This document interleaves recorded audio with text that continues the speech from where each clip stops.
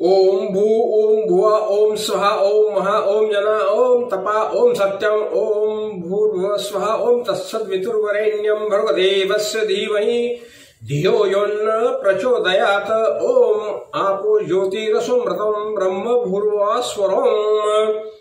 देवता वंदन करायचंय, हात जोडायचे आणि शांत चित्ताने म्हणायचे ओम श्री महागणपतये नमः। इष्ट देवताभ्यो नमः। श्री सरस्वत्युभ्यो नमः। श्री गुरुभ्यो नमः। कुलदेवताभ्यो नमः। ग्रामदेवताभ्यो नमः।